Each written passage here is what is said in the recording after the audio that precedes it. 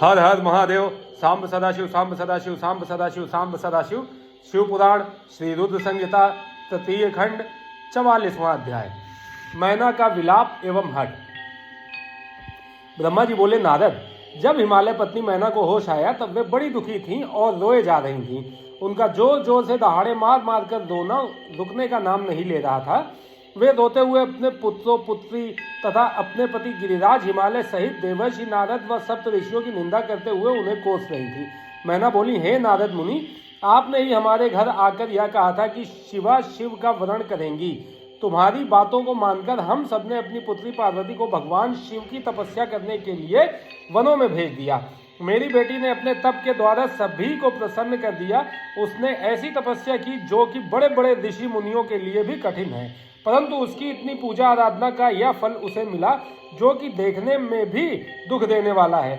इसे देखकर हमें अत्यंत दुख और भय प्राप्त हुआ। हे भगवान, मैं क्या करूं, कहां जाऊं? भला कौन मुझे इस असह्य दुख से छुटकारा दिला सकता है?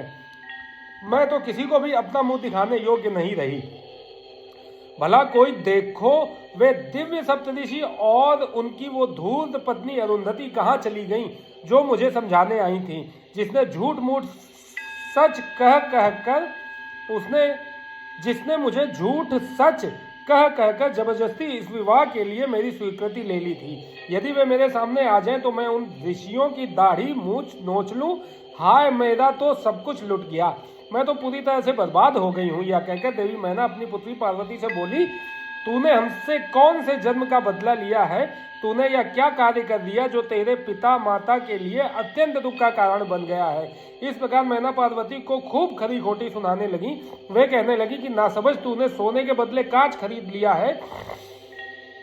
सुंदर सुगंधित चंदन को छोड़कर अपने शरीर पर कीचड़ का लेप कर लिया है। यह मूर्खा तो यह भी नहीं समझती कि इसने हंस को उड़ाकर उसके स्थान पर कौवे को पाल लिया है।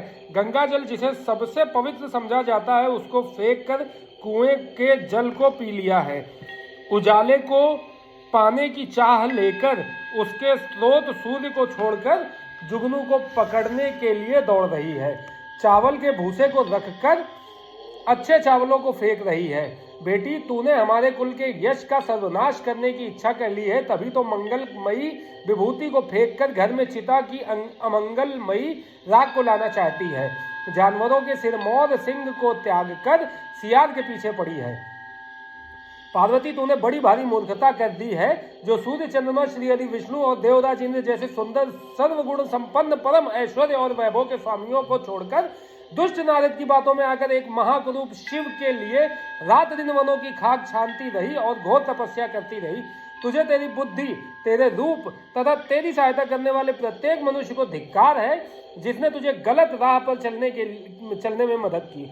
हमको भी धिक्कार है जो मैंने और तेरे पिता ने तुझे जन्म दिया। सुबुद्धि देने वाले उन सप्त ऋषियों को भी मैं धिक्कारती हूँ, जिन्होंने गलत उपदेश देकर मुझे गलत रास्ते पर लाकर खड़ा कर दिया। उन्होंने तो मेरा घर जलाने का पूरा प्रबंध कर दिया है, मेरे कुल को सर्वनाश की कगार पर ले आए हैं। पार्वती, मैंने तुझे कितना समझाया, पर तू अपनी जिद पर अड़ी रही।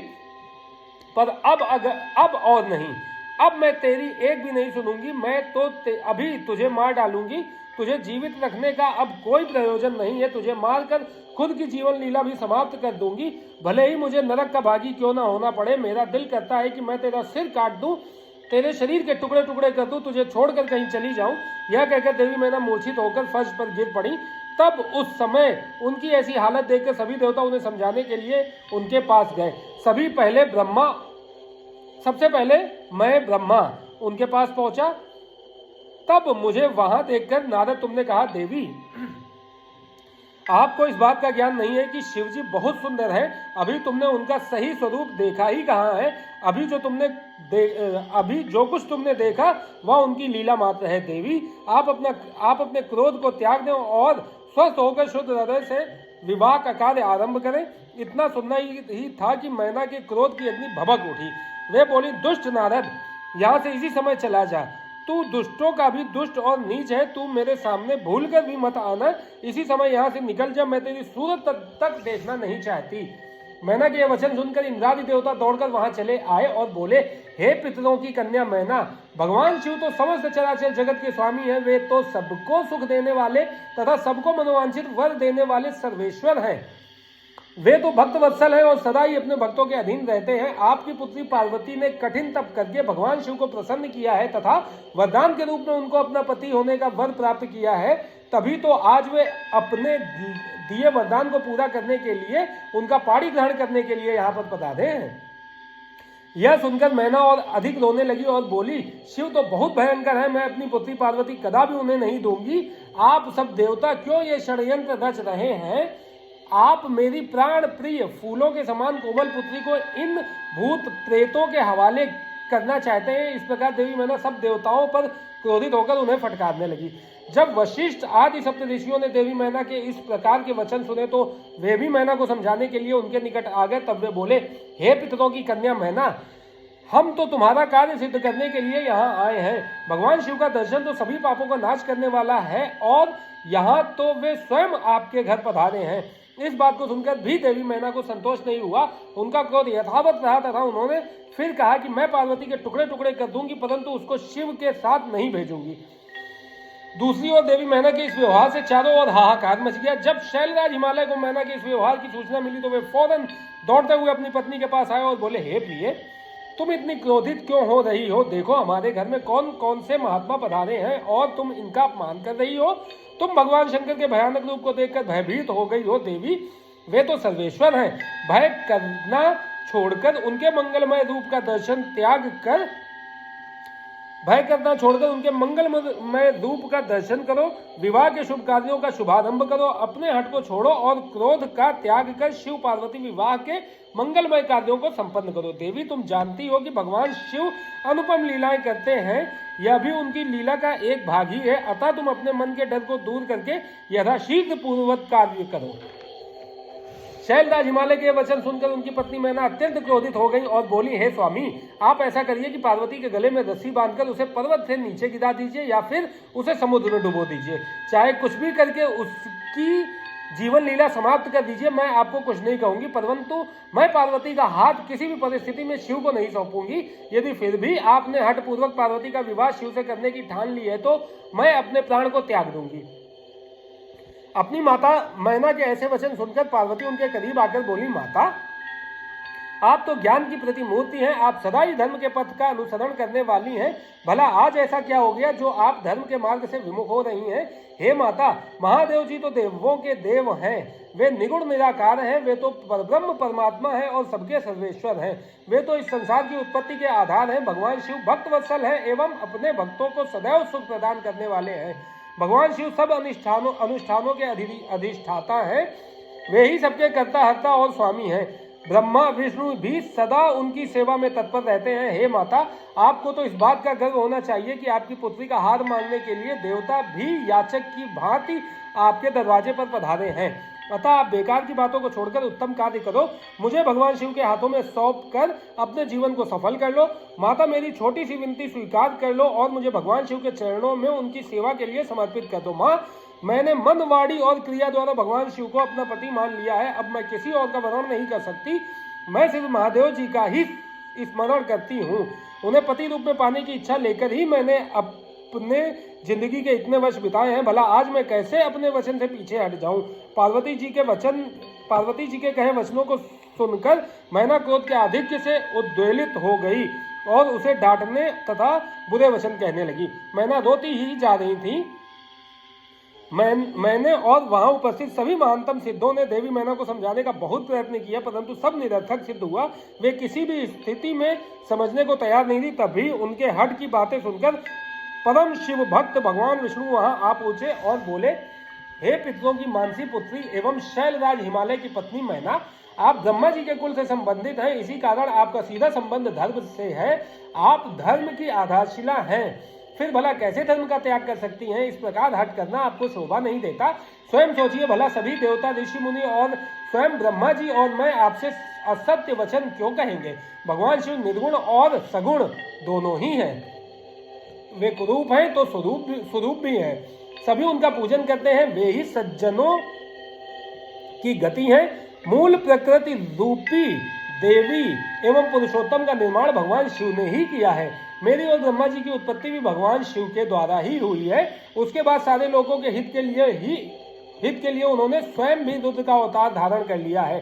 तत्पश्चात वेद देवता तथा जल एवं थल में जो भी चराचर वस्तु या प्राणी दिखाई देते हैं, उस सारे जगत की रचना भगवान शिव ने ही की है। हे देवी, कोई भी उनके रूप को नहीं जानता है और ना ही जान सकता है। यहाँ तक कि मैं और ब्रह्मा भी उनकी समस्त लीलाओं को आज तक नहीं जान पाए हैं। इस संसार में जो कुछ भी विद्यमान है वह भगवान शिव का ही स्वरूप है।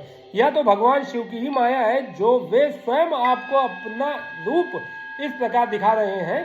हे देवी, आप सब कुछ भूलकर सच्चे मन से शिव जी का स्मरण करके उनके चरणों में अपना ध्यान लगाएं। आपके सारे दुख और क्लेश मिट जाएंगे और आपको परम सुख की प्राप्ति होगी। श्री हरि विष्णु द्वारा जब मैना को इस प्रकार समझाया गया तो देवी मैना का क्रोध कुछ कम हुआ। वस्तुतः शिव जी की माया से मोहित होने के कारण ही वे यह सब कह रही थी। कुछ शांत होने पर उन्होंने कुछ देर मन में विचार किया। तत्पश्चात मैना श्री हरि विष्णु से बोली, प्रभु, मैं आपकी हर बात समझ गई हूँ। मैं यह भी जानती हूँ कि भगवान शिव सर्वेश्वर हैं और इस जगत के कण में व्याप्त हैं। मैं अपनी इच्छा अनुसार भगवान शिव को अपनी पुत्री सौंप सकती हूँ, पर मेरी एक शर्त है। तब विष्णु जी के आग्रह करने पर देवी मैना ने कहा, यदि महादेव जी सुंदर शरीर धारण कर ले तो मैं सहर्ष अपनी पुत्री पार्वती का विवाह उनसे कर दूंगी। ऐसा कहकर देवी मैना चुप हो गई। धन्य है भक्तवत्सल त्रिलोकीनाथ भगवान शिव की माया, जो सबको मोह में डालने वाली है। हर हर महादेव। सांब सदाशिव, सांब सदाशिव, सांब सदाशिव, सांब सदाशिव। 45वां अध्याय, शिव का सुंदर एवं दिव्य स्वरूप। ब्रह्मा जी बोले, हे नारद, उस समय जब देवी मैना ने विष्णु जी के सामने इस प्रकार की शर्त रखी, तब मैंने तुमको भगवान शिव के पास जाने का आदेश दिया। तुमने वहां जाकर उनकी स्तुति की और उन्हें संतुष्ट किया। तब तुम्हारी बात मानकर तथा देवताओं का कार्य सिद्ध करने की इच्छा से भगवान शिव ने प्रसन्नता पूर्वक अद्भुत उत्तम एवं दिव्य रूप धारण कर लिया। उस समय भगवान शिव कामदेव से अधिक रूपवान लग रहे थे। उनके सुंदर रूप लावण्य को देखकर तुम प्रसन्न होते हुए तुरंत देवी मैना के पास उन्हें यह शुभ समाचार देने के लिए चले गए। वहां पहुंचकर जहां देवी मैना बैठी थी, उन्हें देखकर तुम बोले, हे शैलराज की पत्नी और पार्वती की माता मैना, आप चलकर स्वयं भगवान शिव के सुंदर और मनोहरी रूप का दर्शन करें। यह समाचार पाकर देवी मैना की प्रसन्नता की कोई सीमा न रही। वे आपको अपने साथ लेकर भगवान शिव के दर्शन करने के लिए गई। वहां पहुंचकर मैना ने भगवान शिव के परम आनंददायक सुंदर रूप के दर्शन किए। शिव जी का मुखारविंद करोड़ों सूर्यों के समान तेजस्वी, सुंदर एवं दिव्य था। उनके विशाल मस्तक पर चंद्रमा सुशोभित था। सूर्य ने उनके सिर पर छत्र धारण कर रखा था। भगवान शिव प्रसन्न मुद्रा में थे। वे ललित लावण्य से युक्त मनोहर गौरवर्ण चंद्रलेखा से अलंकृत होकर बिजली की भांति चमक रहे थे। विष्णु सहित सभी एवं ऋषि मुनि उनकी प्रेम पूर्वक सेवा कर रहे थे। उनके शरीर पर दिव्य अलौकिक सुंदर वस्त्र व आभूषण शोभा पा रहे थे। गंगा और यमुना चवर झुला रही थी और अड़िमा आदि 8 सिद्धियां मुग्ध होकर नाच गा रही थी। इस प्रकार भगवान शंकर सुंदर व दिव्य रूप धारण करके बारात लेकर हिमालय के घर की ओर आ रहे थे। उनके साथ साथ मैं, विष्णु जी तथा देवराज इंद्र भी विभूषित होकर चल रहे थे। उनके पीछे पीछे सुंदर एवं अनेकों रूपों वाले गण, सिद्ध मुनि व समस्त देवता जय जयकार करते हुए चल रहे थे। समस्त देवता इस विवाह को देखने के लिए बड़े ही उत्कंठित थे और अपने परिवार के साथ शिव जी के विवाह में सम्मिलित होने के लिए आए थे। विष्णु, वसु आदि गंधर्व व सुंदर अप्सराएं भगवान शिव के यश का गान करते हुए चल रहे थे। भगवान शिव के गिरिराज हिमालय के द्वार पर पधारते ही वहां महान उत्सव होने लगा। उस समय महादेव जी की शोभा अद्भुत व निराली थी। उनका सुंदर विलक्षण रूप देखकर पल भर के लिए मैना चित्र लिखित सी रह गई। फिर प्रसन्नता पूर्वक बोली, हे देवादिदेव महादेव शिव जी, मेरी पुत्री पार्वती धन्य है जिसने घोर तपस्या करके आपको प्रसन्न किया। मेरा सौभाग्य है कि परम कल्याणकारी भगवान सदाशिव आज मेरे घर पधारे हैं। भगवान, मैं अक्षम्य अपराध कर बैठी हूँ। मैंने आपकी बहुत निंदा की है। प्रभु, मैं आपसे दोनों हाथ जोड़कर क्षमा याचना करती हूँ। कृपा कर मेरी भूल क्षमा करें और मुझ पर प्रसन्न हो जाएं। इस प्रकार चंद्रमौली भगवान शिव की स्तुति करती हुई शैल प्रिया मैना लज्जित होते हुए नतमस्तक हो गई। उस समय पूर्ववासिनी स्त्रियां सभी घर के बाहर कामों को छोड़कर बाहर आकर भगवान शिव के दर्शन की लालसा लेकर उन्हें देखने का प्रयत्न करने लगी। चक्की पीसने वाली ने चक्की छोड़ दी। पति की सेवा में लगी हुई पत्नी पति की सेवा छोड़कर भाग गई। कोई कोई तो दूध पीते हुए बच्चे को छोड़कर भाग आई। इस प्रकार सभी अपने अपने आवश्यक कार्यों को छोड़कर भगवान शिव के दर्शन करने के लिए दौड़ आई थीं। भगवान शिव के मनोहर रूप के दर्शन करके सब मोहित हो गई। तब सहर्ष शिवजी की सुंदर मूर्ति को अपने मन मंदिर में धारण करके वे बोली, सखियों, हम सबके अहो भाग्य है, हिमालय नगरी में रहने वाले नर नारियों के नेत्र आज भगवान शिव के दिव्य स्वरूप का दर्शन करके सफल हो गए हैं। आज निश्चय ही हमने संसार की हर विषय वस्तु को पा लिया है। शिव स्वरूप का दर्शन करने मात्र से ही हमारे सारे पाप नष्ट हो गए हैं। उनकी छवि सर्वथा सब क्लेशों व दुखों का नाश करने वाली है। आज उन्हें साक्षात सामने देखकर हमारा जीवन सफल हो गया है। पार्वती ने उत्तम तपस्या द्वारा भगवान शिव को पाकर अपने साथ साथ हम सबका भी जीवन सार्थक कर दिया है। हे पार्वती, तुम निश्चय ही धन्य हो। तुम परब्रह्म परमेश्वर भगवान शिव की अर्धांगिनी बनकर इस जगत को सुशोभित करोगी। यदि विधाता पार्वती शिव का इस प्रकार मेल न कराते तो निश्चय ही उनका सारा परिश्रम निष्फल हो जाता। आज शिव शिवा की इस युगल जोड़ी को साथ देखकर हमारे सारे कार्य सार्थक हो गए हैं। आज वाकई हम सब इनके उत्तम दर्शनों से धन्य हो गए हैं। इस प्रकार कहकर वे पूर्ववासिनी स्त्रियां अक्षत, कुमकुम और चंदन से शिवजी का पूजन करने लगी तथा प्रसन्नता पूर्वक उन पर खीलों की वर्षा करने लगी। वे स्त्रियां देवी मैना के पास खड़ी होकर उनके भाग्य और कुल की सराहना करने लगी। उनके मुख से इस प्रकार शुभ व मंगलकारी बातें सुनकर सभी देवताओं को बहुत प्रसन्नता हुई। हर हर महादेव, सांब सदाशिव, सांब सदाशिव, सांब सदाशिव, सांब सदाशिव। 46वां अध्याय, शिव का परिछन व पार्वती का सुंदर रूप देख प्रसन्न होना। ब्रह्मा जी बोले, नारद, भगवान शिव सबको आनंदित करते हुए प्रसन्नता पूर्वक अपने गणों, देवताओं, सिद्ध मुनियों तथा अन्य लोगों के साथ गिरिराज हिमालय के धाम में गए। हिमालय की पत्नी मैना भी अंदर से शिवजी की आरती उतारने के लिए सुंदर दीपकों से सजी हुई थाली लेकर बाहर आई। उस समय उनके साथ ऋषि पत्नियां तथा अन्य स्त्रियां भी मौजूद थीं। भगवान शिव का मनोहर रूप चारों ओर अपनी कांति बिखेर रहा था। उनकी शोभा करोड़ों कामदेवों के समान थी। उनके प्रसन्न मुखार बिंद पर 3 नेत्र थे। अंग कांति चंपा के समान थी। शरीर पर बहुत सुंदर और आभूषण उनके व्यक्तित्व में चार चांद लगा रहे थे। उनके मस्तक पर सुंदर चंद्र मुकुट लगा था। गले में हार तथा हाथों में कड़े तथा बाजूबंद उनकी शोभा बढ़ा रहे थे। चंदन, कस्तूरी, कुमकुम और अक्षत से उनका शरीर विभूषित था। उनका रूप दिव्य और अलौकिक था, जो अनायास ही सबको अपनी ओर आकर्षित कर रहा था। उनका मुख अनेकों चंद्रमाओं की चांदनी के समान उज्जवल और शीतल था। ऐसे परम सुंदर और मनोहर रूप वाले दामाद को पाकर हिमालय पत्नी मैना की सभी चिंताएं दूर हो गईं। वे आनंदमग्न होकर अपने भाग्य की सराहना करने लगी। शिवजी को दामाद बनाकर स्वयं को कृतार्थ मानने लगी और अपनी पुत्री पार्वती, अपने पति हिमालय तथा अपने कुल को धन्य मानने लगी। उस समय प्रसन्नता पूर्वक वे शिवजी की आरती उतारने लगी। आरती उतारते हुए देवी मैना सोच रही थी कि जैसा पार्वती ने महादेव जी के बारे में बताया था, यह उससे भी अधिक सुंदर है। इनका रूप लावण्य तो चित्त को प्रसन्नता देने वाला तथा समस्त पापों और दुखों का नाश करने वाला है। विधि पूर्वक आरती पूरी करने के पश्चात मैना अंदर चली गई। उस समय उस विवाह में पधारी युवतियों ने वर के रूप में पधारे परमेश्वर शिव के सुंदर, कल्याणकारी और मनोहरी रूप की बहुत प्रशंसा की। वे आपस में हंसी ठिठोली कर रही थी। साथ ही अपनी सखी पार्वती के भाग्य की सराहना कर रही थी कि उसे शिवजी जैसे वर की प्राप्ति हुई है। वह मैना से कहने लगी कि हमने तो इतना सुंदर वर किसी के विवाह में भी नहीं देखा है। पार्वती धन्य है जो उसे ऐसा पति प्राप्त हो रहा है। भगवान शिव के सुंदर मनोहरी रूप के दर्शन करके सब देवताओं सहित ऋषि मुनि बहुत प्रसन्न हुए। गंधर्व भगवान शिव के यश का गान करने लगे तथा अप्सराएं प्रसन्न होकर नृत्य करने लगी। उस समय गिरिराज हिमालय के यहाँ आनंद ही आनंद था। हिमालय ने आदर पूर्वक मंगलाचार्य किया और मैना सहित वहां उपस्थित सभी नारियों ने वर का परिछन किया तथा घर के भीतर चली गई। तत्पश्चात महादेव जी व उनके साथ बारात में पधारे हुए सभी महानुभाव जनवासे में चले गए। तत्पश्चात साक्षात दुर्गा का अवतार देवी पार्वती कुल देवी की पूजा करने के लिए अपने कुल की स्त्रियों सहित अपने अंतःपुर से बाहर आई। वहां जिसकी दृष्टि भी पार्वती पर पड़ी वह उन्हें देखता ही रह गया। पार्वती की अंग कांति नील अंजन के समान थी। उनके लंबे घने और काले केश सुंदर चोटी में गुंथे हुए थे। मस्तक पर कस्तूरी की बेदी के साथ सिंदूरी बिंदी उनके रूप लावण्य को बढ़ा रही थी।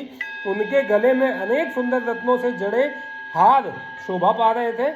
सुंदर रत्नों से बने केयूर, वलय और कंकड़ उनकी भुजाओं को विभूषित कर रहे थे। रत्नों से जड़े कानों के कुंडल दमकती शोभा से उनके गालों पर अनुपम छवि बना रहे थे। उनके मोती के समान सुंदर एवं सफेद दांत अनार के दानों की भांति चमक रहे थे। उनके होठ मधु से भरे बिंबफल की तरह लाल थे। महावर पैरों की शोभा में वृद्धि कर रही थी। उनके अंगों में चंदन, अगर, कस्तूरी और कुमकुम का अंगराग लगा हुआ था। पैरों में पड़ी पायजेब से निकली घुंघरुओं की रुनझुन रुनझुन की आवाज कानों में मधुर संगीत घोल रही थी। उनकी इस मंत्र मुग्ध छवि को देखकर सभी देवता उनके सामने नतमस्तक होकर जगत जननी पार्वती को भक्ति भाव से प्रणाम कर रहे थे। उस समय भगवान शिव भी उनके इस अनुपम सौंदर्य को कनखियों से देखकर हर्ष का अनुभव कर रहे थे। पार्वती के अनुपम रूप को देखकर शिवजी ने अपनी विरह की वेदना को त्याग दिया। पार्वती के रूप ने उनको मोहित कर दिया था।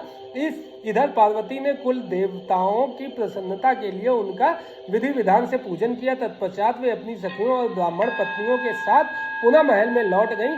उधर मैं, विष्णु जी व भगवान शिव भी अपने अपने स्थान पर ठहर गए।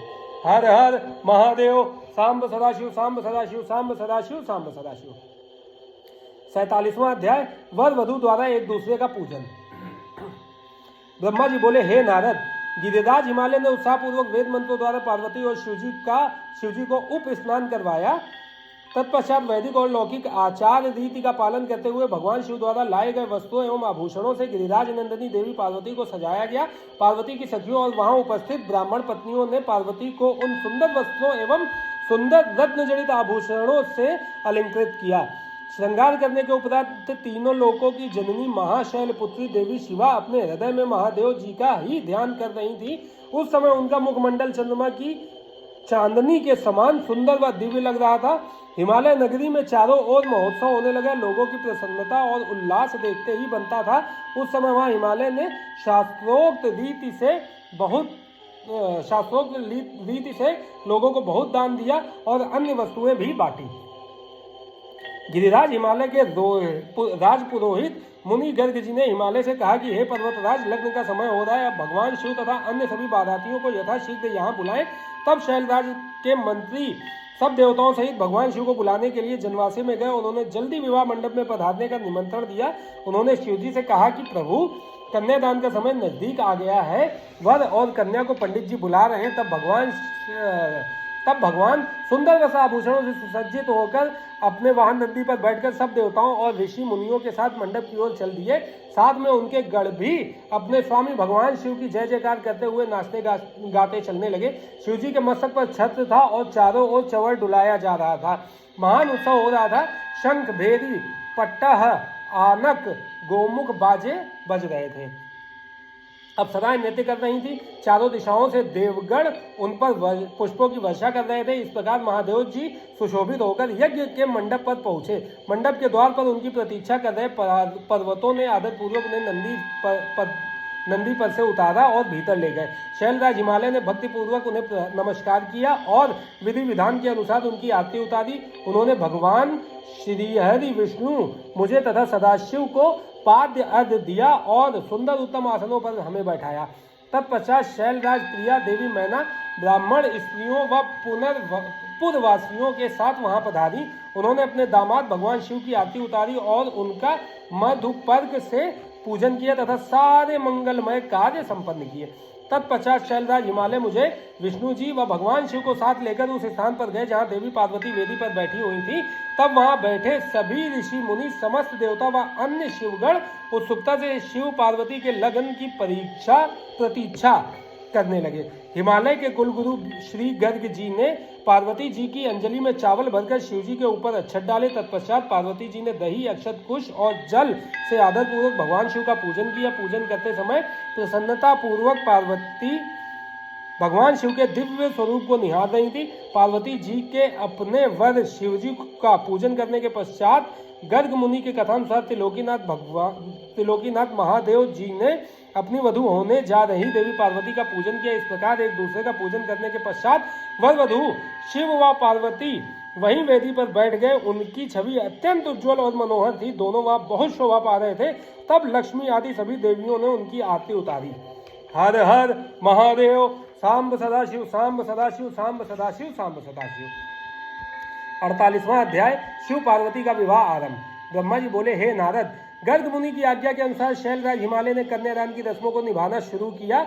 शैलराज प्रिया मैना जी सुंदर वस्त्र आभूषणों से सुसज्जित होकर हाथों में सोने का कलश लेकर अपने पति हिमालय के दाहिने भाग में बैठी हुई थी। शैलराज हिमालय ने भगवान शिव का पाद्य से पूजन करने के पश्चात सुंदर वस्त्रों, आभूषणों एवं चंदन से उन्हें अलंकृत किया तथा ब्राह्मणों से बोले कि हे ब्राह्मणों, अब आप कन्यादान हेतु संकल्प कराइए। तब शेष मुनिगण सहर्ष संकल्प पढ़ने लगे। तब गिरि शेष हिमालय ने आदर पूर्वक वर रूप में विराजमान भगवान शिव से पूछा, हे शिव शंकर, विधि विधान से पार्वती का पाणी ग्रहण करने हेतु आप अपने कुल का परिचय दें। आप अपना गोत्र, प्रवर, कुल, नाम, वेद, शाखा सब कुछ ब्राह्मणों को बता दें।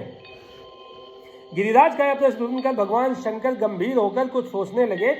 सब देवताओं, ऋषि मुनियों ने जब भगवान शिव को इस प्रकार चुप देखा तो वे इस संबंध में कुछ भी उत्तर नहीं दे रहे थे और शांत थे। तब यह देखकर कन्या पक्ष के कुछ लोग उन पर हंसने लगे। नारद यह देखकर तुम तत्काल पार्वती जी के पिता शैलराज के पास पहुंचे और बोले, हे पर्वतराज, आप भगवान शिव से उनका गोत्र पूछकर बहुत बड़ी मूर्खता कर रहे हैं। उनका कुल, गोत्र आदि तो ब्रह्मा विष्णु आदि भी नहीं जानते, तो और भला कोई कैसे जान सकता है। भगवान शिव तो निर्गुण और निराकार हैं। वे परब्रह्म परमेश्वर हैं। वे निर्विकार, मायाधारी एवं परात्पर हैं।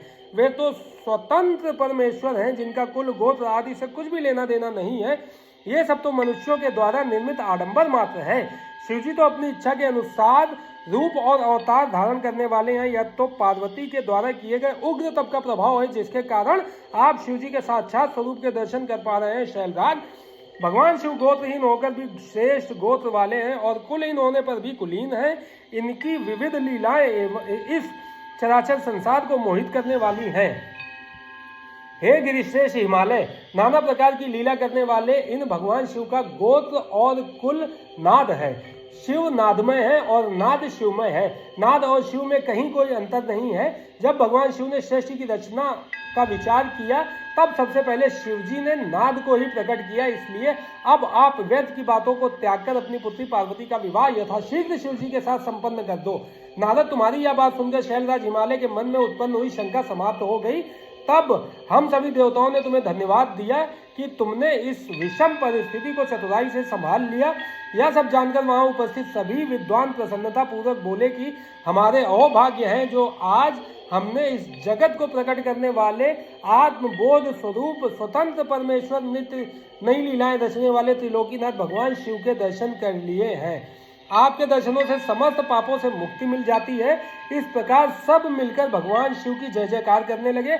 तब वहां उपस्थित मेरु आदि अनेक पर्वतों ने शैलराज हिमालय से कहा कि हे पर्वतराज, अब आप व्यर्थ का विलंब क्यों कर रहे हैं? जल्दी से अपनी कन्या पार्वती का दान क्यों नहीं करते? तब हिमालय मैना ने प्रसन्नता पूर्वक अपनी पुत्री पार्वती का कन्यादान कर दिया।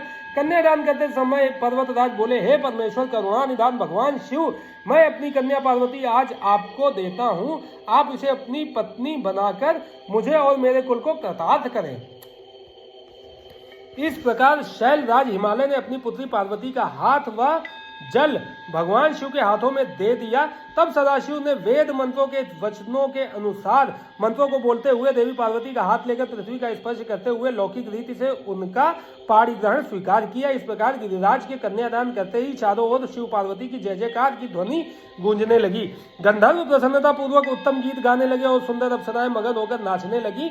सभी इस मंगलमय विवाह के संपन्न होने पर मन में बहुत प्रसन्न थे। ब्रह्मा, विष्णु, इंद्र आदि सभी देवता भी बहुत प्रसन्न थे। उसके बाद शैलराज हिमालय ने भगवान शिव को अनेकों वस्तुएं प्रदान की। रत्नों से जड़े हुए सुंदर स्वर्ण के आभूषण, पात्र एवं दूध देने वाली 1.25 लाख गौएं, 1 लाख सुसज्जित अश्व, 1 करोड़ हाथी तथा 1 करोड़ सोने जवाहरातों से जड़े हुए रथ आदि वस्तुएं सादर भेंट की। उन्होंने अपनी पुत्री पार्वती की सेवा में लगे रहने के लिए 1 लाख दासियां भी दी। तत्पश्चात विवाह में पधारे अनेक पर्वतों ने भी अपनी इच्छा और सामर्थ्य के अनुसार उत्तम वस्तुएं शिव पार्वती को उपहार स्वरूप भेंट की। इस विवाह से सभी प्रसन्न थे। सारी दिशाएं शहनाइयों की मधुर ध्वनि से गूंजायमान थीं। आकाश से भगवान शिव और उनकी प्रिया पार्वती पर पुष्प वर्षा हो रही थी। कल्याणमयी और भक्तवत्सल भगवान शिव को अपनी प्रिय पुत्री पार्वती को समर्पित करने के बाद शैलराज हिमालय और उनकी प्रिय पत्नी मैना हर्ष से प्रफुल्लित हो रहे थे। शैलराज हिमालय ने यजुर्वेद की माध्यन्दिनी में लिखे हुए स्रोतों द्वारा शुद्ध हृदय और भक्तिभाव से भगवान शिव की अनेक बार स्तुति की। तत्पश्चात वहां उपस्थित श्रेष्ठ मुनिजनों ने उत्साह पूर्वक भगवान शिव और देवी पार्वती के सिर का अभिषेक किया। उस समय हिमालय नगरी में महान उत्सव हो रहा था। सभी नर नारी प्रसन्नता से नाच गा रहे थे। हर हर महादेव, सांब सदाशिव, सांब सदाशिव, सांब सदाशिव, सांब सदाशिव। 49वां अध्याय, ब्रह्मा जी का मोहित होना। ब्रह्मा जी बोले, हे नारद, उसके उपरांत मेरी आज्ञा पाकर महादेव जी ने अग्नि की स्थापना कराई तथा अपनी प्राण वल्लभा पत्नी पार्वती को अपने आगे बैठाकर चारों वेद, ऋग्वेद, यजुर्वेद, अथर्ववेद तथा सामवेद के मंत्रों द्वारा हवन कराकर उसमें आहुतियां दी। उस समय पार्वती के भाई मैनाक ने उनके हाथों में खीलें दी। फिर लोक मर्यादा के अनुसार भगवान शिव और देवी पार्वती अग्नि के फेरे लेने लगे। उस समय मैं शिवजी की माया से मोहित हो गया। मेरी दृष्टि जैसे ही परम सुंदर दिव्यांगना देवी पार्वती के शुभ चरणों पर पड़ी, मैं काम से पीड़ित हो गया। मुझे मन में बड़ी लज्जा का अनुभव हुआ। किसी की दृष्टि मेरे इन भावों पर पड़ जाए, इस हेतु मैंने अपने मन के भावों को दबा लिया। परंतु भगवान शिव तो सर्वव्यापी और सर्वेश्वर हैं, भला उनसे कुछ कैसे छिप सकता है। उनकी दृष्टि मुझ पर पड़ गई और उन्हें मेरे मन में उत्पन्न हुए बुरे विचार की जानकारी हो गई। भगवान शिव के क्रोध की कोई सीमा न रही। कुपित होकर शिवजी मुझे मारने हेतु आगे बढ़ने लगे। उन्हें क्रोधित देखकर मैं भय से कांपने लगा तथा वहां उपस्थित अन्य देवता भी डर गए।